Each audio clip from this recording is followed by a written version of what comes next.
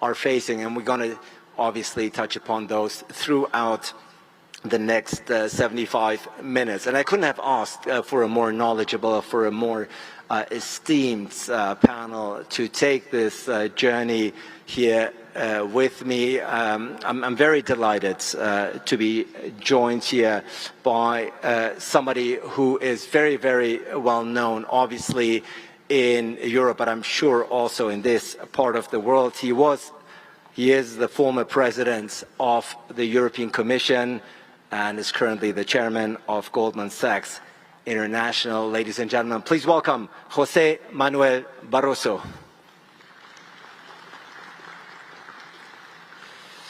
Equally delighted to welcome to the stage one of the most prolific thinkers out there in the international policy community. He's the founder and executive chairman of IFRI, the most prestigious international affairs think tank in Paris. He's also the founder of the World Policy Conference. Delighted to welcome him here. Thierry de Montbrial, ladies and gentlemen.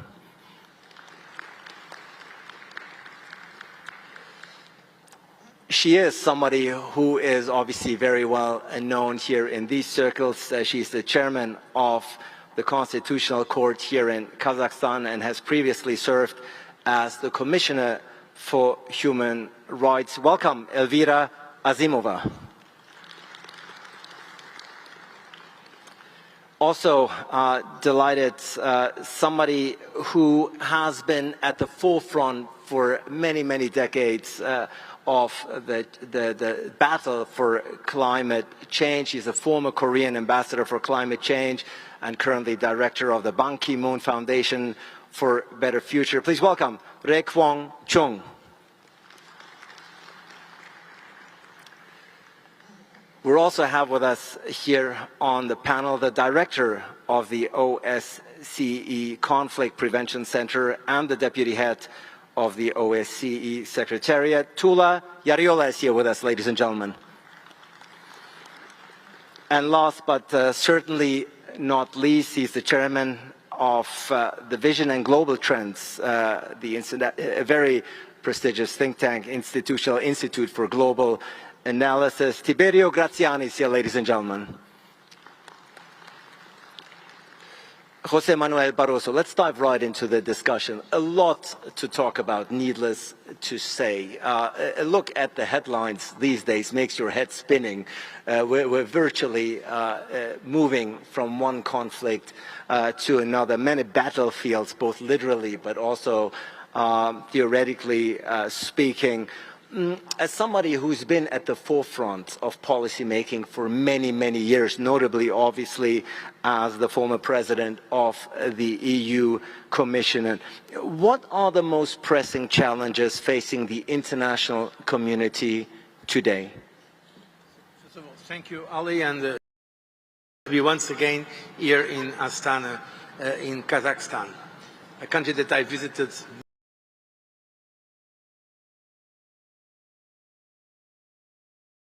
Important issue is the conflict. It's not only for Europe. I think the world is no longer to be February last year. Let me speak to you very frankly. We were encouraged by to be very candid. I believe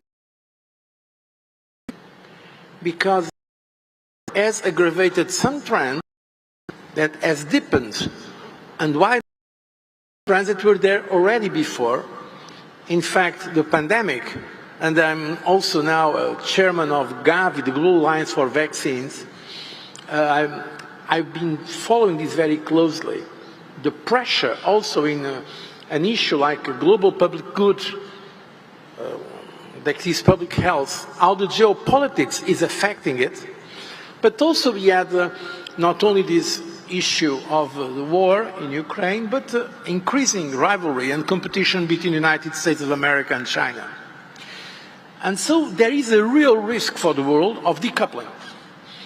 The executive director of the IMF, she mentioned this today in diplomatic terms about the fragmentation. economic fragmentation, technological fragmentation, and this adding to the geopolitical fragmentation. I'm no longer in public office, so my sincerity is increasing day by day. I'm telling you only my own experience, but this is a very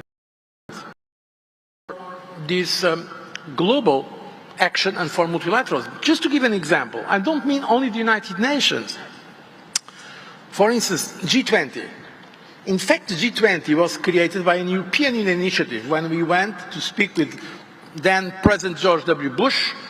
It was 2008 in Camp David, and we said the G8, at that time it was the G8, Russia was part of G8. The G8 is not sufficient. We need a broader to respond to the financial crisis, to avoid the world going to protectionism, to nationalism. We need at least the G20. And I can tell you, for instance, the level of cooperation between Europe and China was extremely positive, and many others. I don't see that today, quite frankly. Today, we are seeing lack of trust, and I'm afraid it's going to continue. Let's hope this is a self-defeating prophecy. I'm saying that for it not to happen, but I'm afraid we are already in this trend, and that the situation will get worse in the future that we can foresee. Thank you so much, José Manuel Barroso, for this very candid answer and assessment of where you think we are at the moment. Of course, as a European, you correctly pointed out that the war in Ukraine and its global ramification is something that wears heavily on the European soul and mind at the moment, but obviously also the US-China rivalry and the multipolar world that we're moving towards is something that gives you a great deal of concern. Thank you so much for your first assessment. Of course, I'm going to revert back to you in just a moment. Let me bring in Thierry Montbrial here as well. Thierry, we've known each other for many, many years. I know that the current state of the world, as somebody who's been at the forefront of policy shaping, is of concern to you. Let me also ask you the same question. Which are the biggest and most pressing challenges that you think we, not just as Europeans, because we have two European great minds here with José Manuel Barroso, but yourself as well, but internationally speaking, globally speaking, what are the pressing issues that we're facing? Thank you, Ali. Well, Microphone. if I had... I said so far nothing fundamental. I said thank you, Ali.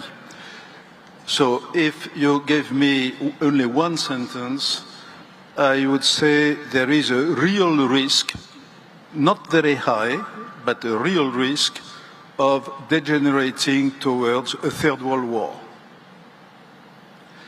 Now, I listened this morning very carefully to the various speeches. I liked very much one of the points made by President Tokayev when he alluded to the necessity, especially from the West, he didn't mention the West particularly, but I would say especially from the West, to be more cautious about ideology. Ideology is very dangerous. We have to be realists. And realism in international affairs is not cynicism. It's very important to distinguish between realism and cynicism. It's essential to be realistic if you want to move towards a more idealist vision. And we must share, and I think this morning it was very clear, we share the idealist vision in the long term. But we have to be very realistic about the situation now if we want to avoid it to degenerate. So now, what should I say? First, I think what you call the rivalry or the strategic rivalry, whatever you call it, between the US and China has to be taken very, very seriously, more seriously than we are doing this morning. There is a real risk, as seen from the viewpoint of think tankers, to degenerate towards a real conflict over Taiwan, but it goes beyond Taiwan in an obvious way. Nobody wants that immediately because the Chinese are not prepared for that now.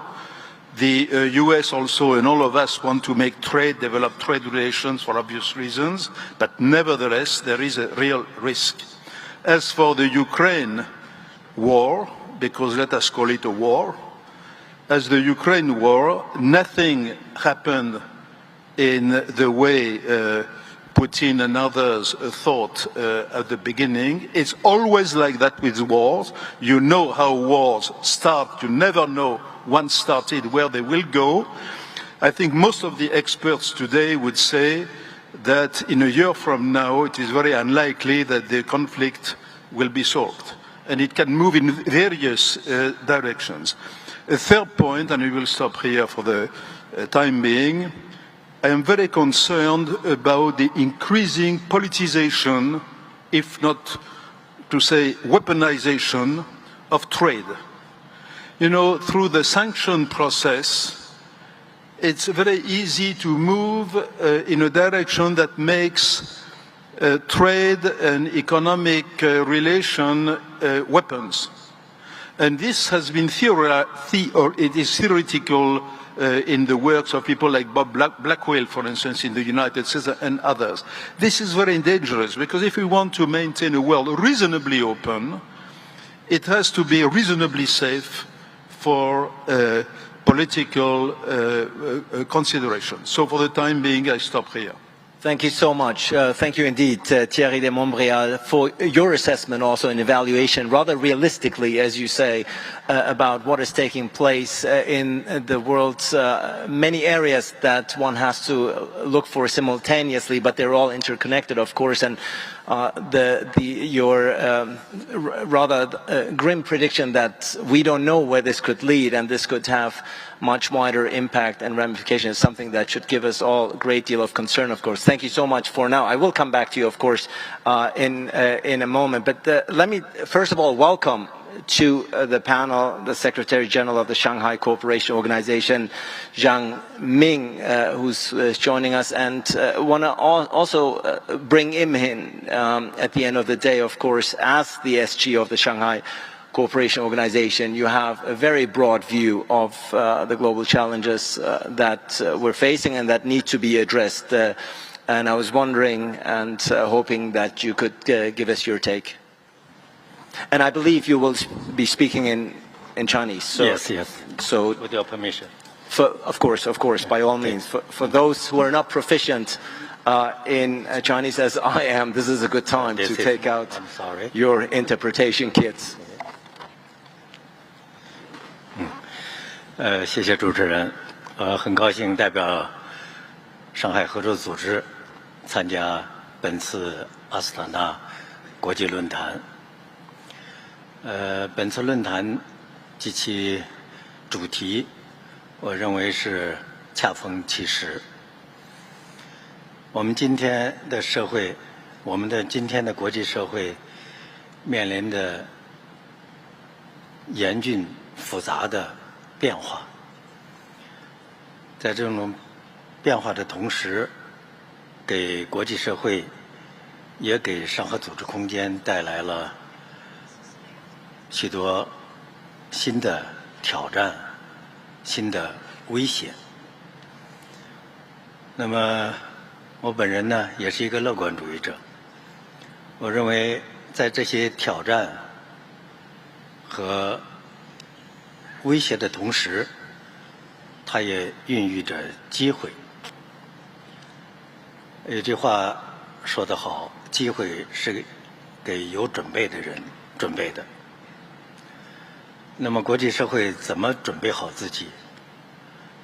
我想还是要通过合作，回到合作的轨道上来。在座的各位，我想，我这样年龄的人，我的一半的生涯是生活在冷战时期，另外一半的生涯是生活在冷战后时期。冷战对于这个世界对于各国的民众意味着什么，我想我们不用多说。那么冷战后30年期间呢，我也在世界各国走访过很多的国家。我个人的感受是，几乎在国际社会的每一个国家，特别是发展中国家，都取得了巨大的发展、变化和成就。民众的生活有了显著的改善，贫困的程度有了明显的降低。我想，部分呢可以归因为冷战的结束给我们的世界带来的发展红利。但令人担忧的是，这样的红利正在急剧的缩减，从而给整个国际社会，特别是发展中国家，带来了发展的困境。与此同时呢，也给这个社会带来了大国之间的博弈，带来了地区热点的升级。这种我相信都是各国人民不愿意看到的。我想当务之急呢，世界各国还是要坐下来沟通，就像今天的论坛一样，交流思想，寻求共识，促进彼此之间的合作。因为我们今天的世界就是一个地球村，我们面临的新的前所未有的一些挑战，比如气候变化，比如网络安全，比如人工智能等等。这些必须要求国际社会携手合作，共同的应对，来创造人类的美好未来，赢得美好的未来。我之所以强调合作，这是本组织的关键词。上海合作组织3个词，其中关键一点就是合作。那么经过20多年的发展，本组织成员国也是通过彼此之间的精诚合作，取得了政治上的互信，实现地区的安全稳定，促进地区的经济发展，增强人民之间的交流，获得了这样的成绩。所以上合组织的成员国大多是东方国家。今天早上托卡耶夫总统，刚才的同事们也都谈到了东方的思维方式。我想这一点呢，对于应对当今世界的挑战是有意义的。谢谢。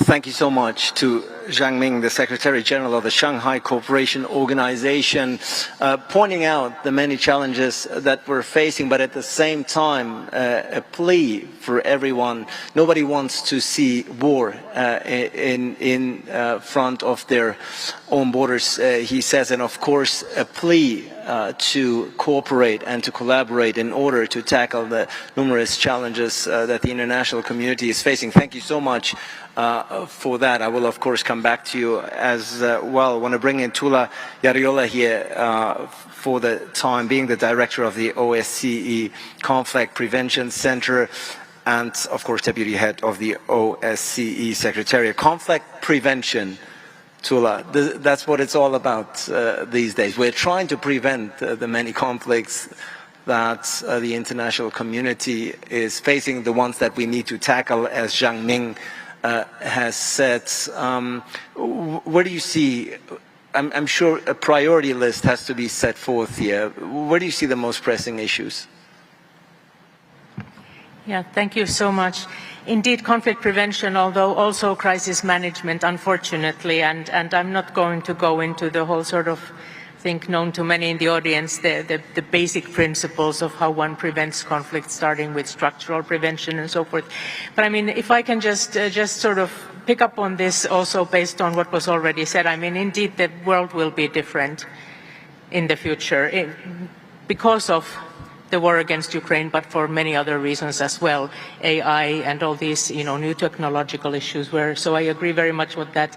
And I do fear the idea of this fragmentation, because the drivers of conflict and the root causes are becoming more complex. So I think, yes, we need to be definitely realists, but at the same, and I think that's the only way to move forward.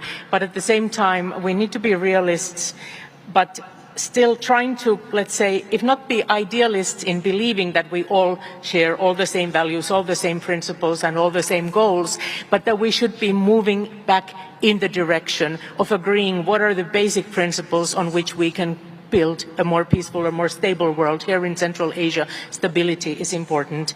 And representing the OSCE, I cannot but point out the fact that the road to 1975, when the CSCE, which is what it was called at the time, was formed, it was not overnight. It was a long process between very non-like-minded countries that finally managed to come together in Helsinki, my home country, my home city, in 1975 to agree. So this, I think, gives me hope rather than pessimism, and I tend to be an eternal optimist. So yes, conflict prevention, we need to start from the root causes, from the conflict drivers. We need to agree on what are the most important: climate change, environmental degradation. Let's start with those, right? And then let's say, how useful is it for us to be disagreeing on other things when we need to address these? Thank you so much. An optimistic note, while at the same time remaining realistic, of course, in the face of the many challenges. Your own country, Finland, of course, in light of the ongoing events that we've been facing for a year and a half, has joined NATO after many, many years of neutrality, political neutrality. I think paying sort of tribute to the realism that is taking place, at least in your neighborhood, in the proximity of your neighborhood. Rek Von Chong, we talked, of course, and inevitably, about the war in Ukraine and its global ramifications. We're talking about the US-China relations. We're talking about the rise of the global south, the future role of Central Asia. But there's one conflict and one challenge, rather, that binds us all, no matter where we live, and that is, of course, climate change. It's a topic that you have been working on for more than 3 decades at the forefront, not just as former Korean ambassador for climate change, but as an advocate. Of course, the numbers are out there. Humanity, the Paris Climate Agreement, we want to reach net zero by 2050. By all accounts, if we're looking at the indicators and numbers, so far we don't seem to be making the progress that needs to be made. Is that a fair assessment? And more importantly, how do we achieve these ambitious goals that the international global order has set forth for itself? Okay, first of all, it is my great pleasure to be back to Astana Forum, because I have been attending many times in Astana Forum. And I think the climate issue, we cannot separate climate issue from the economic issue and the social issue. It is all intertwined. And so understanding that what is the driving force or the root cause of the current conflict and the fragmentation, to me, it is the excessive intensification of competition, which is justifying victory at all cost.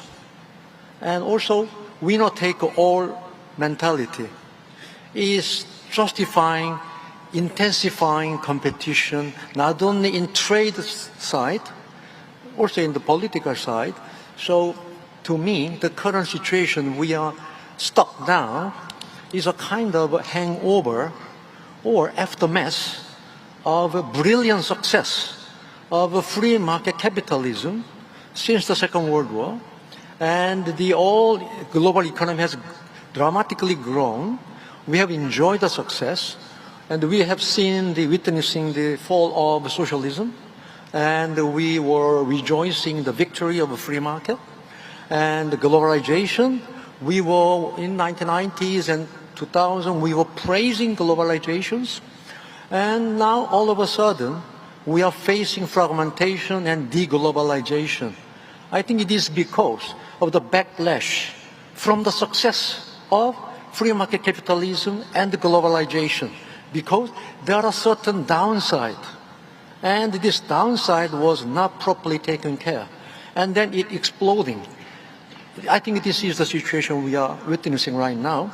And on a climate front, we cannot push climate agenda when we are experiencing this kind of fragmentation and intensification of competition on trade, economic, industrial competitiveness issue. And then I think it will be very difficult to promote climate agenda. Number one is intensification of competition. We have to think about how we can manage this competition. Number two, we are too much obsessed about extreme short-termism. Extreme short-termism. Wall Street, Bitcoin, all this showing that everybody is crazy about millionaire overnight.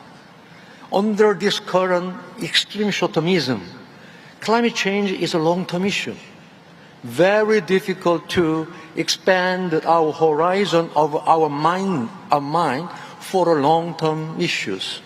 So this has been, to me, how can we transform our mindset only from competition and the short-termism towards long-termism and also certain cooperation and the collaboration.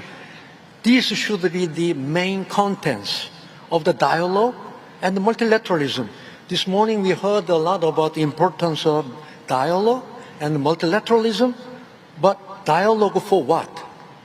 Dialogue for fair competition that is inclusive, that can take care of the negative side of the competition, and also we have to address the extreme short-termism. Then I think this should be the agenda for the dialogue and the long-term multilateral cooperation. I will come back to the details of climate later.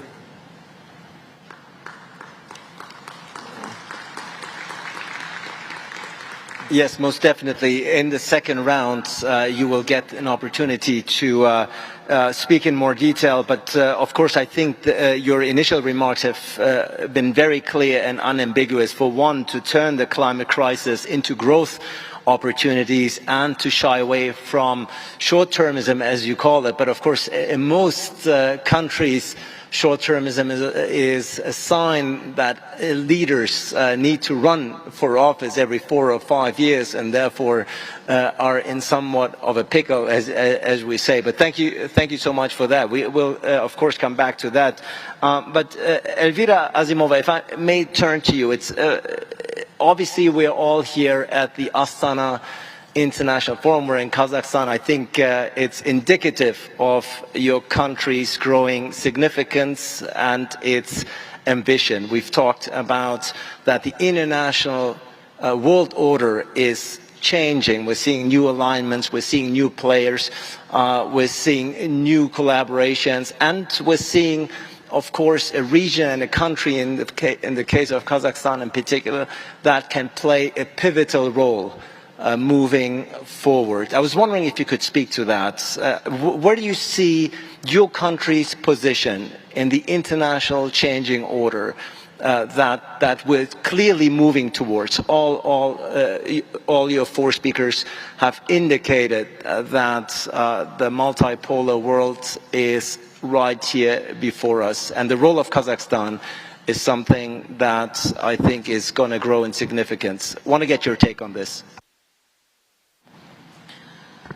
По сути, этот вопрос связан со всеми предыдущими вопросами и ответами спикера. На самом деле, если говорить о роли Астаны, наверное, эта роль как раз не оставаться безучастным, принимать участие в этих процессах, именно связанных с диалогом и с мирным урегулированием конфликта. И в этом ключе очень четко Казахстан свою позицию обозначает на всех международных трибунах. Сегодня присутствуют представители международных организаций. Я хочу продолжить ту мысль, которую сказал господин Борисов в самом начале. Конечно, если мы говорим о войне, современная ситуация страшна тем, что война может быть без буквального оружия. То есть любой конфликт, он может быть порождением и социальных, и экономических, как уже было сказано, и иного характера последствий. И конфликты могут протекать медленно и на первый взгляд могут быть невидимы. Санкционная политика кому выгодна? В ней нет ни победителей, ни побежденных. От нее страдают не только те страны, которые приезжают в нашу страну и с той, и с другой стороны. И по сути в этом ключе, наверное, нужно сказать, в чем, например, я являюсь представителем Конституционного суда, он создан буквально недавно, всего лишь 5 месяцев работает. Но по сути этот институт – это конкретная демонстрация возможности мирного урегулирования конфликта. Пусть это будет конфликт на уровне закона и его применение в отношении гражданина, но тем не менее это как раз сближает и диалог, и закон. Диалог и закон – это как раз то, что может применяться как и непосредственно во время конфликта, так и в порядке превенции, предупреждения. И право в этом ключе как раз-таки очень хороший инструмент. И сейчас, если мы посмотрим, прямые участники конфликта где-то, но, допустим, на Астане это отражается тоже. И поэтому мы в этом ключе, конечно, очень четко заявляем о том, что мы за мир и за безопасность. Вопрос в другом, насколько сегодняшние инструменты, с учетом всех этих ситуаций, которые происходят, современных вызовов, сегодня актуальны. Современные информационные технологии показывают, не актуально, нужно их пересматривать. И поэтому, когда мы говорим о многополярном мире, на самом деле мы должны говорить и многополярном, многоуровневом диалоге. В нем все должны быть задействованы.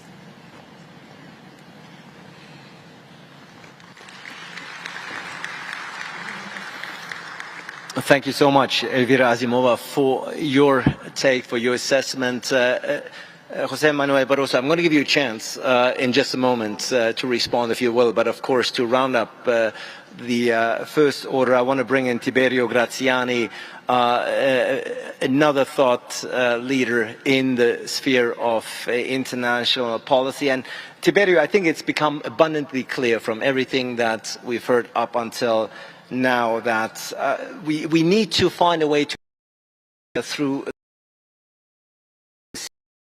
that due to the present global and regional stimulus no longer work. I think that's for certain. How do we navigate through these waters, through these 21st century changing orders? Thank you, Mr. Aslan, for this question. And let me say thanks to share with some distinguished panel some ideas and consideration. Regarding the changing of a paradigm, I suppose that is a need in this historical, very dramatic context. If you assume that we are in the transition between the unipolar moment and some different that from an academic point of view we can call multipolar or polycentric, we don't know. But we have to think about peace and conflict with a different approach. We have to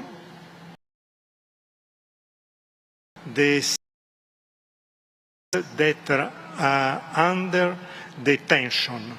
the tension that there are in the world are tensions that arise in the competition, the confrontation sometimes between conservative forces striving to maintain their hegemony and the growing weight of new global actors.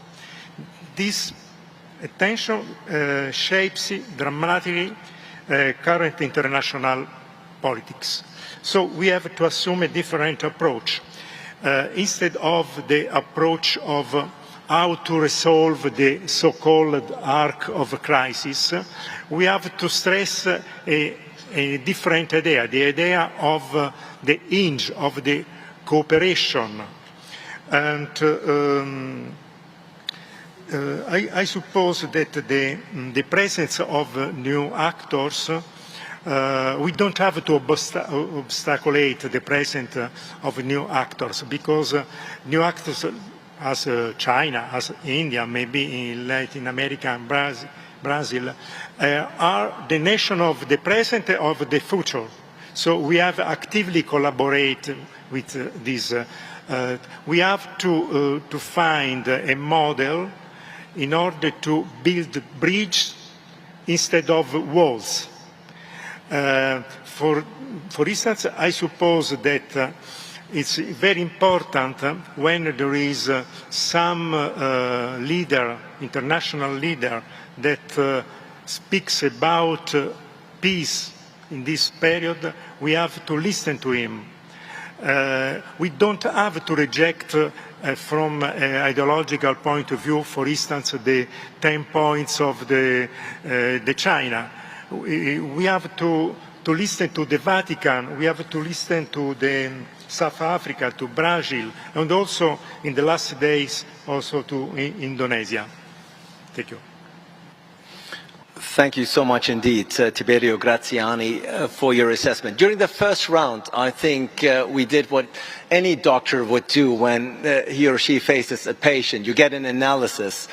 First of all, you're looking at the root causes of the global conflicts, of the unfortunate deterioration of dialogue and diplomacy that we're seeing worldwide. We have 30 minutes left, and in this second round, I would like to move, now that we've established sort of a diagnosis, determine and point out some remedies, if you will, medicine, some recommendations as to how we improve the dialogue and diplomacy, because at the end of the day, and regardless where we all from here on this panel or in the audience, we all want stability and international cooperation. I think that's clear. The idea and the question is how. Jose Manuel Barroso. I think it's become abundantly clear. The world order that we've had post-Cold War, the United States, Washington as the center, the gravity center of power, as the sole power rather, is no longer existing. We're seeing the many countries around the world, China the most obvious, but India, South Africa, Indonesia, Kazakhstan, you name it. These countries are no longer content just to stay on the sidelines. On the contrary, they want to be on a global player as well. They want to have a word and a seat at the table. How? And that is, of course, the question now. And feel free, because I've seen you take diligent notes while many of the speakers were given their pointers. Based on your long-time experience as a policymaker at the forefront, how do we navigate through these rough waters? Thank you, Ali. So first of all, it's true that today there is a global situation different from the past. But I don't think we should put the old order out before having a new one. With all its imperfections, the United Nations, World Bank, IMF, other global institutions are better than no institutions at all. This is very important to understand. And I believe the solution, or working for a solution, has to be based on international law. I don't see an alternative better than to work in the framework of what we usually call international law. International law means, for instance, respect of the sovereignty of different countries, national independence, territorial integrity.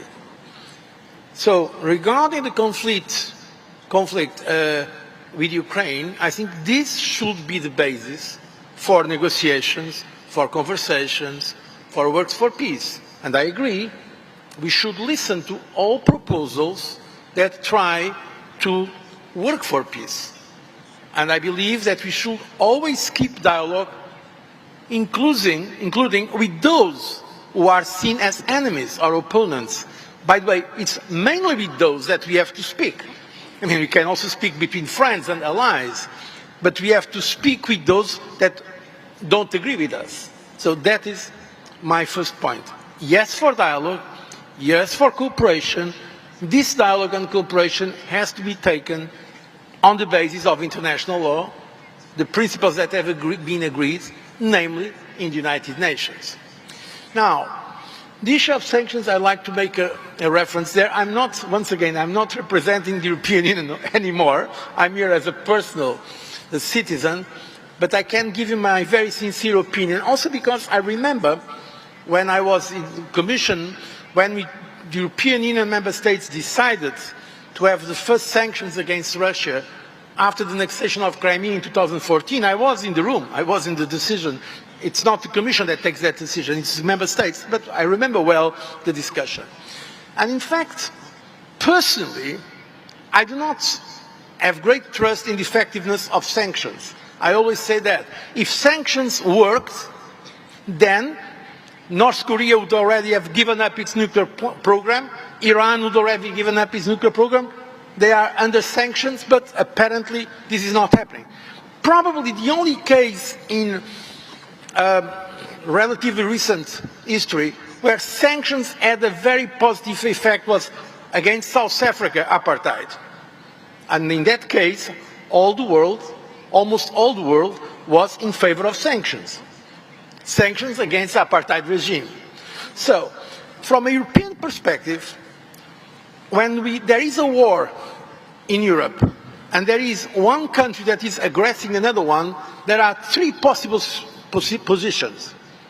One thing is to do nothing, or to make a diplomatic, let's say, regrets communique. Another thing is to go to war. And there is another thing, it's the intermediate, is sanctions. So I want you to understand that in politics, it's always about the counterfactual. Of course, sanctions is not a good solution, but the alternatives probably will be worse. That's the fact. Now, I am very aware of the consequence that has in our economy. The European Union countries and economies are suffering because of sanctions. Because, for instance, the main supplier of gas to Europe was by far Russia, 60%, and now it's almost zero. And that at a huge cost for the families, for the households, for the companies. I'm very aware that of the cost for Kazakhstan, by the way. And I'm not speaking now, but 40% of the trade of Kazakhstan is in the European Union. European Union is the #1 trade partner of Kazakhstan, and the number in Kazakhstan still today. So we have a great sympathy for Kazakhstan. So of course it's unfair a country like Kazakhstan, but we are consequences as a result of a situation that was not originated by Kazakhstan, and it was not originated by the European Union. And we spoke about Finland. Finland joining NATO, or Sweden, that I think is going to happen very soon, it was unthinkable. If you have asked me in January last year, can we imagine Finland member of NATO, I would say impossible. But now, this is a result of an action that was not generated by Finland or by the European Union, but as a response. So it's important to understand where the responsibility lies if we want to solve the problem. And I believe to solve the problem, we should keep and in fact enhance our dialogue and cooperation. Thank you so much. May I just, if you allow for maybe a quick 30 seconds, 60 seconds follow-up, because you have talked about the role of the United Nations and that it ought to be respected, ought to be strengthened, and that it's still an institution that you like to play a role. But recent examples and incidents, of course, have shown that the United Nations, when it really comes down to it, in particular the Security Council, is paralyzing itself. At the end of the day, the decision mechanisms there do not work. I know that we have a separate session on the UN, so we're not going to take a deeper dive here, but I still want to get your take, because you have passionately pleaded for a role of the United Nations. There seems to be a gridlock that the UN cannot overcome. What is the solution? Yes, but I don't see an alternative to the better alternative to the United Nations. You are right, there was a veto in the Security Council. But regarding the conflict we are mentioning, there were, I think, 141 countries expressing a very clear position. So there is a global sentiment on the issue. But it's true, our institutions, because of some rules, including the rules of the Security Council, cannot solve all the situations. So, but that does not mean that we can now put an end to the United Nations, because we don't have, at least until now, we don't have a better alternative. So I'm in favor of continuing the dialogue also in the United Nations. I think it's important, because that's the only global organization with some kind of global legitimacy. At the same time, we should be open to other initiatives. If there are initiatives that can bring peace between Russia and Ukraine, of course that's very important to work. But at the end of the day, the framework of reference and of global legitimacy, I think it should remain the United Nations. Thank you so much. Zhang Ming, you've been very clear and unambiguous in your opening remarks about the need for stability and international cooperation. Of course, the role that your institution, the Shanghai Cooperation Organization, is willing to play in this particular regard. Again, since we're looking at solutions and future recommendations here, it is clear that the global order is changing rapidly with new regional and national and global players. Your plea, of course, for stability and international cooperation, I think, is widely understood and embraced. The question, of course, is how. We talked about the many areas of conflict that has been addressed on this panel. What's the way out here?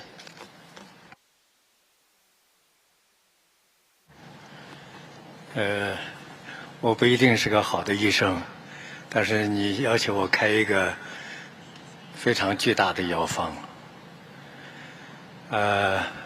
面对当前国际形势以及受到损害的全球秩序，我想第一点呢，我赞同巴劳佐先生的意见。我们的国际秩序受到了损害，但没有被摧毁。我们的联合国依然存在，它还在相当程度上发挥着作用。我想，国际社会应该继续坚持尊重联合国的宪章，在此尊重联合国宪章，尊重各国的权益，尊重各国的主权，在此基础上相互沟通，开展合作，来修复我们的国际秩序，让它更加的公平、合理，让它能够服务于一个和平、稳定、繁荣、发展的世界。那么，第二点呢？我想，同第一点共同点，要坚持多边主义。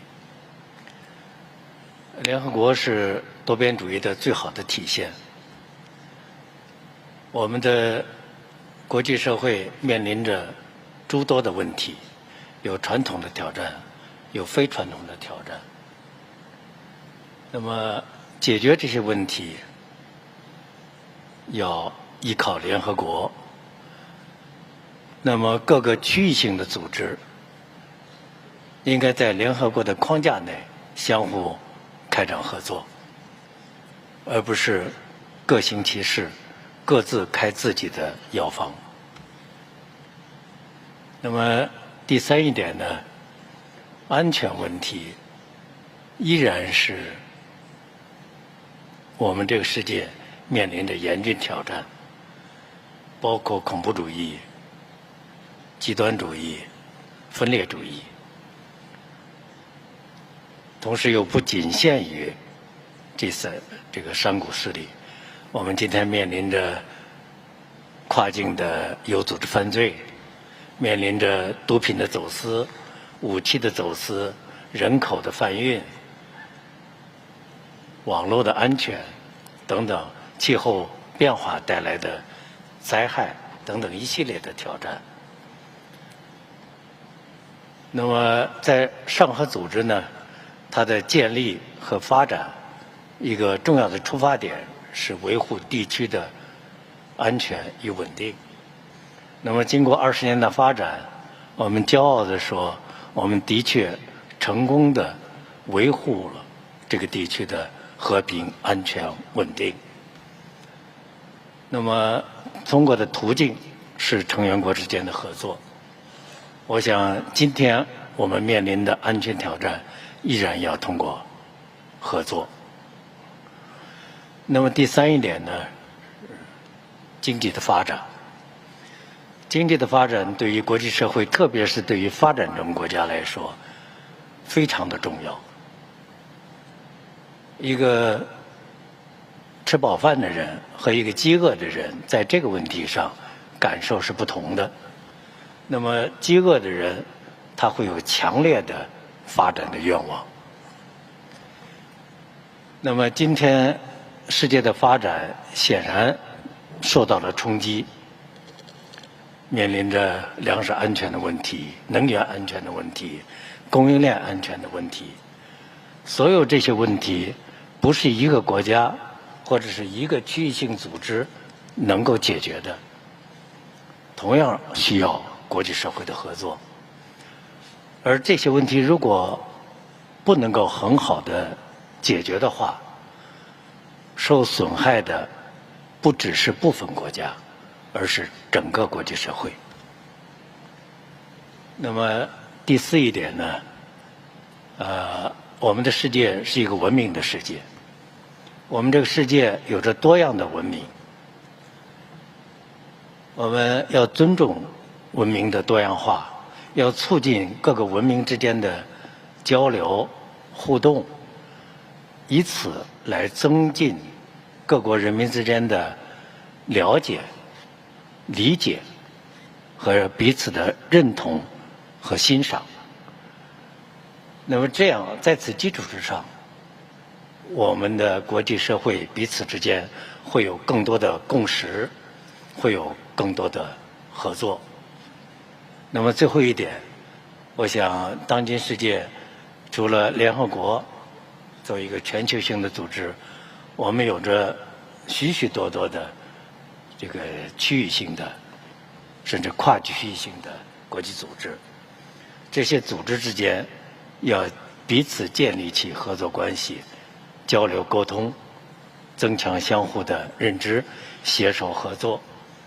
那么在这方面呢，上合组织也做出了重要的努力，我们也同诸多的国际组织之间建立起来了这样的合作。我想这是我从上合组织的角度开了一个不知道管用不管用的药方。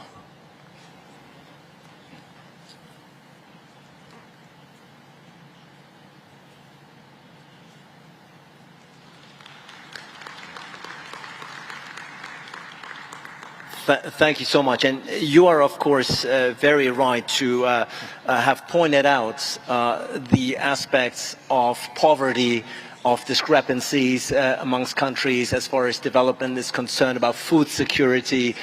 These issues are often overlooked when we're just moving within the very traditional realms of security thinking. But you couldn't be more right, of course, to say that the priorities of a country and a region changes depending on what development level they are at. I think your saying beautifully sums it up, that the person who's full with a full stomach cannot properly and fully relate to the starving one. Thank you so much for that.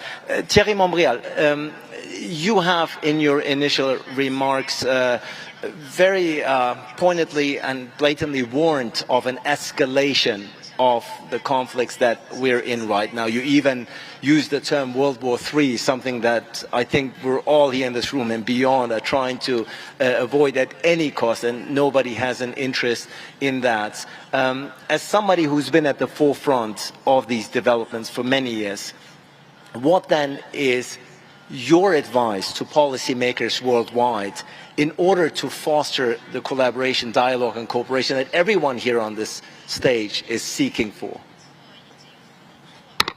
Thank you, Ali. First, I would like to say that in a conversation with a very prominent Chinese leader a few months ago, I won't tell his name, I asked him about the possibility of a third world war.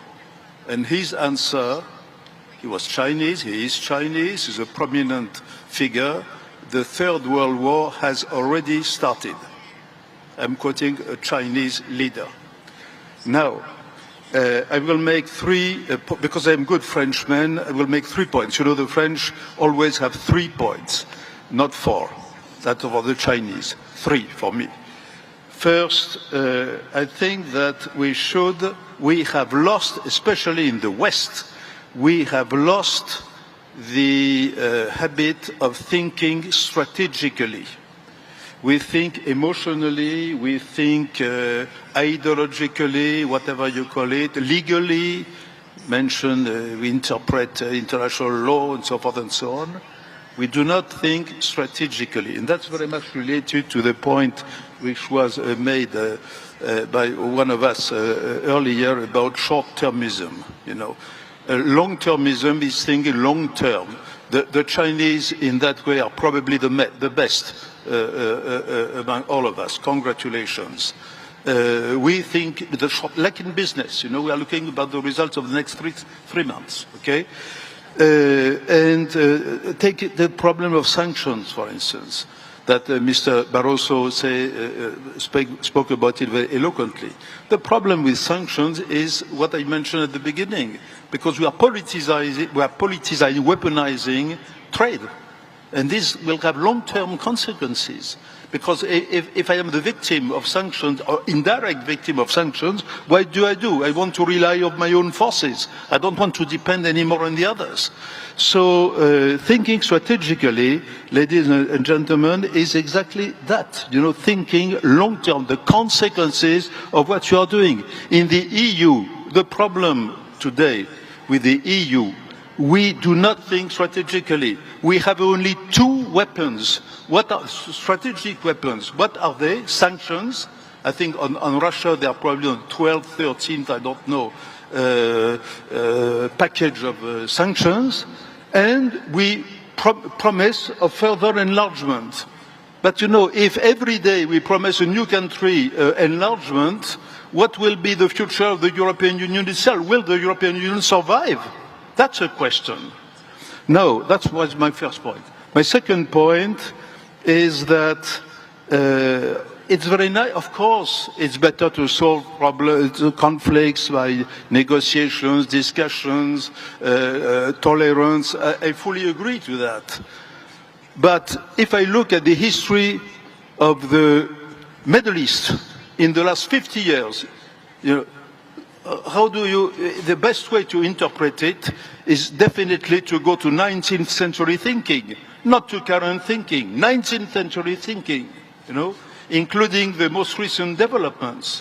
It is pure balance of forces, alliances, and this sort of things.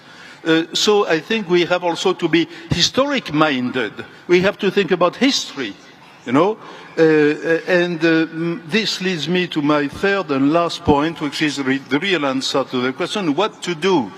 In my humble judgment, what we have to do is a combination of multilateralism plus international law on the one hand.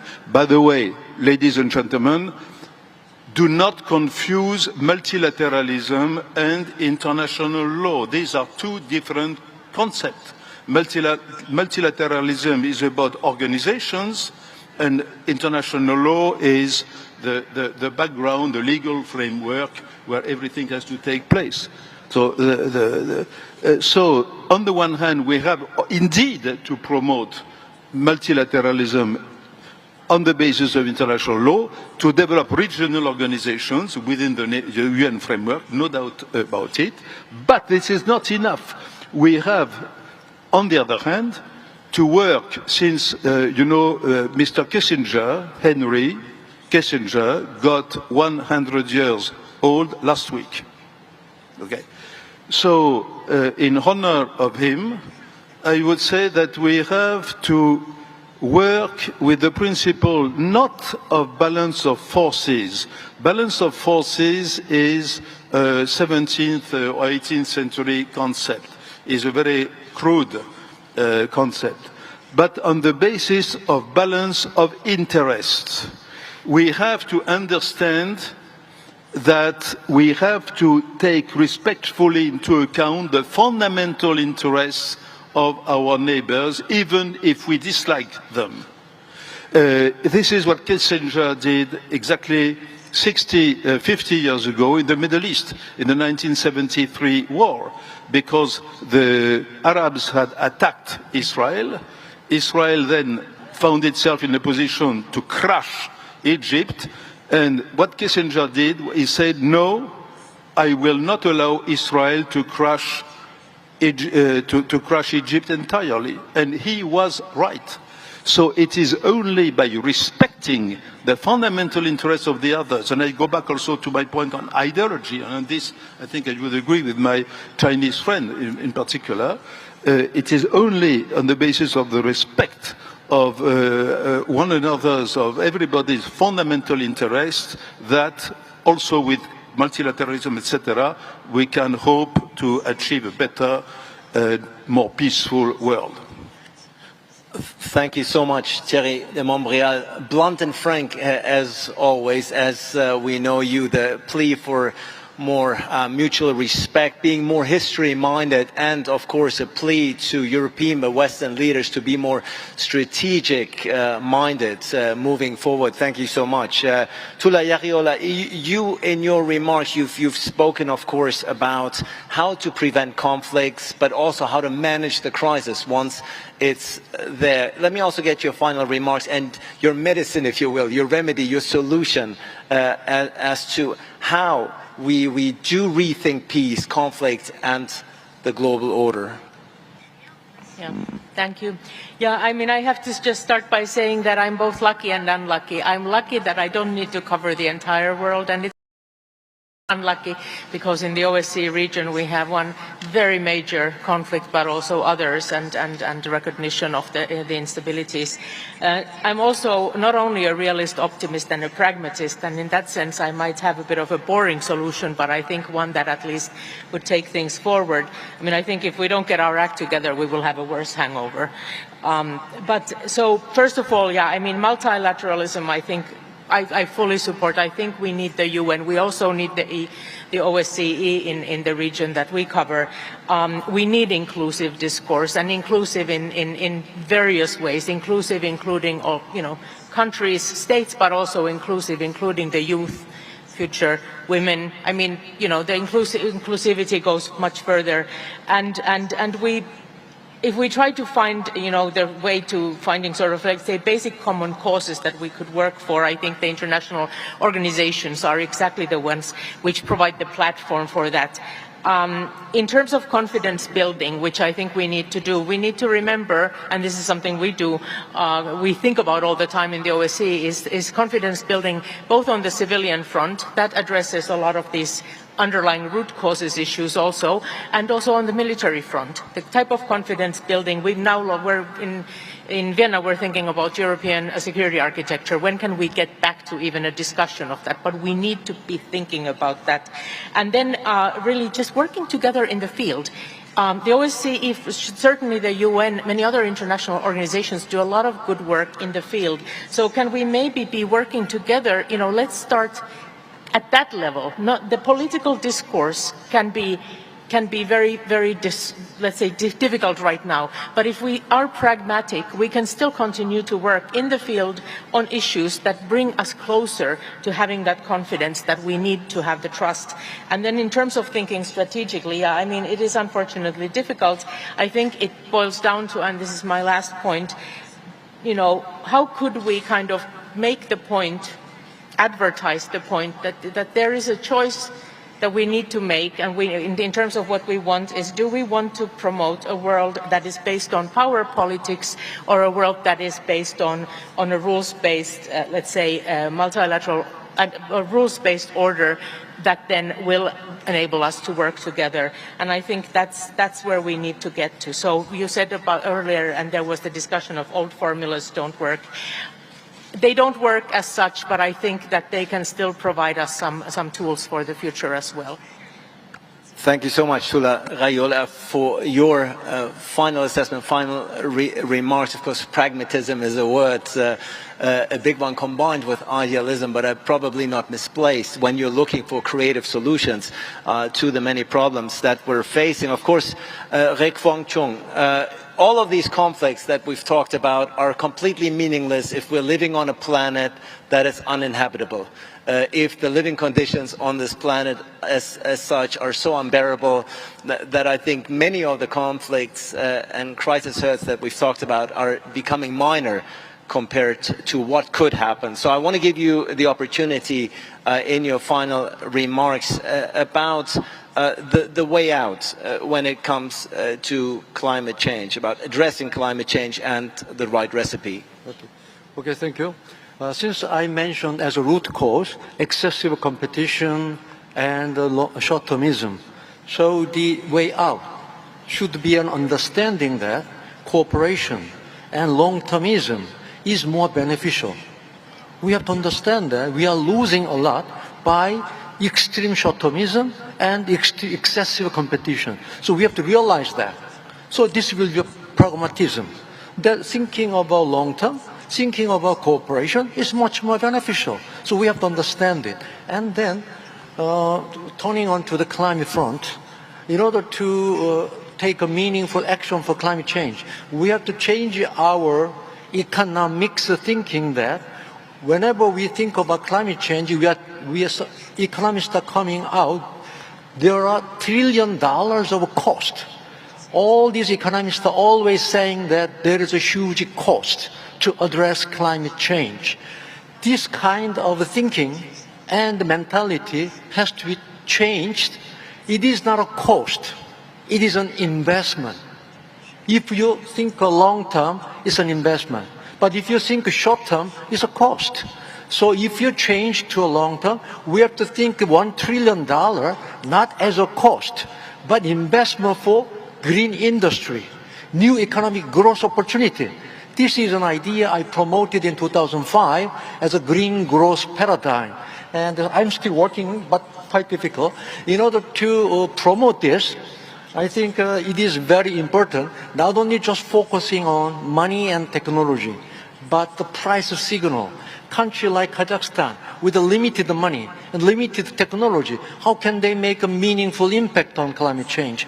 It can only be done by improving fossil fuel price signal so that consumption production pattern in the long run can go low carbon. It cannot be done overnight, but long run. But in order to that, I will add two more points. First of all, the current global climate regime is too much focusing on the responsibility of the government and business. I think it is wrong.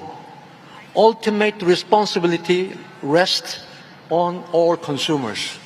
But in the equation of a current climate regime, NDC, nationally determined contribution, is a nation, country, government making commitment. Where are the citizens? Where are the consumers? They are the ultimate responsible people. But in our regime, global regime, we don't have any kind of platform the consumers can join and contribute. So we have to design a system where the consumers can voluntarily join and contribute. I call it PDC compared to NDC. It's a personally determined contribution. Without green consumers, we can have a green economy. Without people concerned about climate change, we cannot have a climate action. I'm skeptical about NDC, frankly to say, because there's no individual contribution mechanism is available. So we have to make it available. The second point is we are only focusing on industry and business, but we are failing to think of a consumption. For example, Korea is exporting Hyundai Motor to Europe and United States. Who is responsible for the CO2 emission from the Hyundai car produced? It's Korea, not the consumers in the United States or in Europe. They are not responsible for their consumption of CO2. So this is, we need to revise this kind of calculation. Then lastly, one more point that tomorrow, during the lunchtime, there will be a book be launched, the New Kazakhstan, steering the step amid the global turmoil, something like that. There I wrote an article of the details of how the countries like Kazakhstan can turn climate crisis into opportunity. Thank you so much, and thanks for the pitch and reminder. Yes, please. For the book presentation, something that I'm sure a lot of people have already added to their agenda. Not to see the efforts that each and every individual country have to make regarding climate change as a cost, but rather as an opportunity. I think that is pivotal here.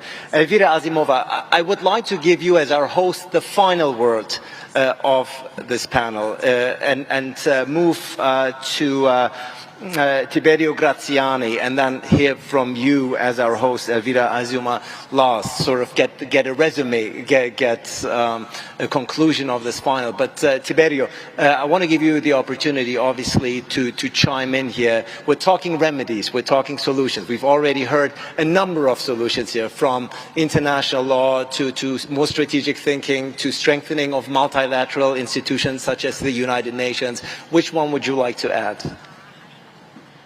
Thank you. Yes, find a solution is a big problem, but we try. If we consider our problems in the frame of the geopolitics of peace, that is not a contradiction, because it is a very, very operative geopolitics. It's the geopolitics of the infrastructure, the connectivity. For instance, because we are in Kazakhstan, in Central Asia, we know that Central Asia is, for some aspect, a fragmented area because of several ethno-cultural diversity for a lot of situations. But if we see in this way, we stress the potential arc of a crisis of this region. If we think in the frame of a geopolitical of peace, we can think that building infrastructure, connectivity, because we know that Central Asia is just a segment of the axis coming from the Mediterranean to Central Asia. So we can find a geopolitical identity for this region in order so that this region as an entire area can have a function in the new order, global order, as a hub, for instance, if we insist on the infrastructure. This is a very proposition, okay. Thank you so much indeed, Tiberio, for your final remarks and the input that I'm sure has been taken note of quite cautiously. Elvira Azimova, as our host, if you will, and as the representative of the government of Kazakhstan, I want to give you a chance for concluding remarks. Obviously, it's impossible to sum up everything that's been said in the previous 75 minutes. That should not be your task and the burden, but I want to get your take, of course, and your reaction to everything you've heard up until now. We are, once again, talking about a way out of the dilemma that the international community finds itself in. Very, very curious to hear your remedy and your final remarks.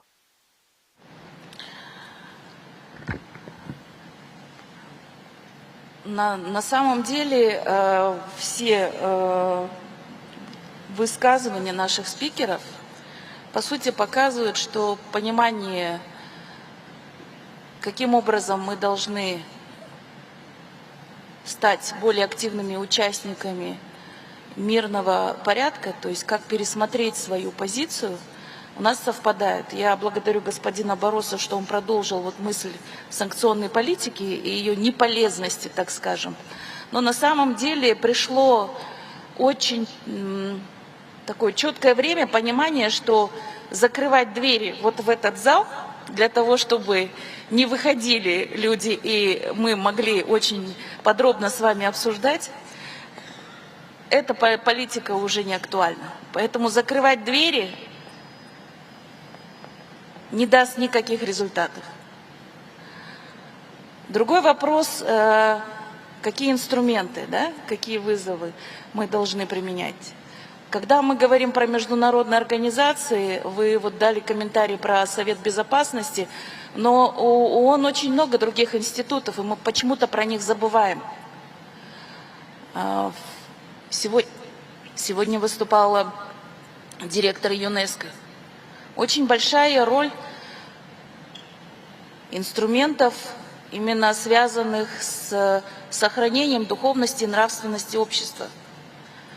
Было сказано про верховенство права. Да, это бесспорно, это принцип устойчивого развития. Другой вопрос. Сегодня у нас в обществе понимание уважения закона. Не потому, что закон плохой. Закон нужен для того, чтобы не допустить хаос и не допустить насилия. Закон нужен для общества, для того, чтобы не было анархии. Точно так же международные организации, международные площадки, они нужны. Каждый врач может выписать свой рецепт от болезни, а консилиум, он даст более эффективные и более превентивные меры лечения. Поэтому, будь то ШОС со своим мандатом в сфере образования, в сфере вопросов безопасности, связанных именно со специальным образованием, с повышением компетенции правоохранительных органов, это нужно, это необходимо. Если мы говорим о Совете Безопасности, что не все решения принимаются и доводятся до конца, но давайте пойдем по тому списку, как вы, уважаемый модератор, сейчас пошли. Вы нарушили сейчас порядок по второму вопросу и, допустим, дали мне, спасибо, завершающее слово, ответить на ваш вопрос. На самом деле это возможности международной организации. Еще один момент, связанный с тем, что нас сближает. Я не француженка, но тоже хочу сказать 3 вещи инструментов. Значит, первый вопрос, конечно, первый инструмент, связанный с международными организациями. Наверное, нужно здесь напомнить, у нас в Казахстане есть и реализуется концепция слышащего государства. Можно много говорить разных комментариев, но на самом деле концепция слышащего должна быть в международных организациях. В другую сторону. Второй момент, связанный с духовностью и с нравственностью. Я была свидетелем и участником многих площадок, когда мы говорили о культуре, и говорили именно на площадках, где собирались экономисты, экономические площадки, но с позиции того, что каким образом развитие культуры, культурных ценностей. возрождению и рождению новых ценностей. Наверное, пора уже говорить о том, как культура может работать и выполнять свою благородную миссию для того, чтобы устанавливать мир и безопасность. И я думаю, это очень важные инструменты, так же, как и другой момент. Мы говорим о гражданах. И я упомянула в ответе на ваш первый вопрос Конституционный суд. На самом деле Конституционный суд — это не только возможность, и в других странах это называется как Конституционный совет, и могут быть иные названия. 114 стран признали такой институт и ввели его. Но этот институт дает не только возможность восстановить нарушенное право через то, чтобы гражданин, когда обратился, рассказал свою конкретную ситуацию. Гражданин участвует в том, чтобы исключить неконституционность закона, привести его в соответствие с основным законом. И он это делает не только в своих интересах, он делает это в интересах большинства граждан.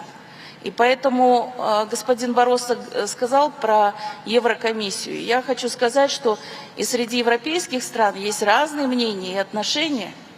И здесь вопрос, что нужно создавать на этих международных площадках механизмы, чтобы граждане были услышанными, поскольку именно они влияют на настроение, поскольку государство формирует свою политику, исходя из общественных интересов.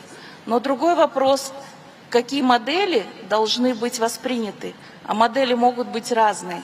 И, наверное, в этом ключе как раз-таки тоже это именно задача поиска и предложения новых инструментов. Поскольку есть резолюции устоявшиеся, классические, бесспорные, как 1325, «Мир, безопасности женщины», которые приняли на площадке ООН. Но пора уже вырабатывать новые инструменты. Спасибо.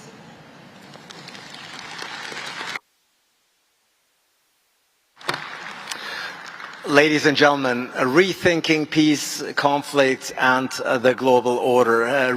That's what we have done throughout the past 75 minutes. And I think you would agree that this has been a very diverse, content-rich, and inspiring and thought-provoking discussion. And I think it's abundantly clear after everything that we've heard, regardless whether you're from Portugal, China, France, Finland, Korea, Kazakhstan, Italy, whether you're from Europe, from Central Asia, from Asia, the commonalities are still thankfully greater than our differences. And I think that is one thing that should and must give us hope when we are facing and tackling these very rough waters ahead. I think that's for certain. José Manuel Barroso, Zhang Ming, Rek Fong Chung, Elvira Azimova, Thierry Montbrial, Tiberio Graziani, and Tula Yariola, thank you so much. This is your applause. Very much appreciated. Thank you.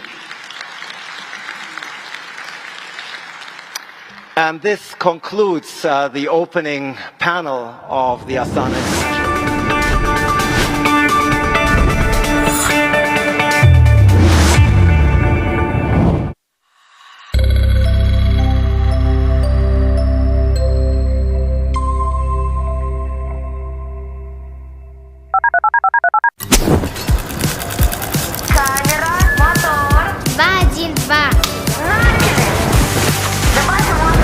Анекдот. Снято, идем дальше. Алло? Хорошо. Давайте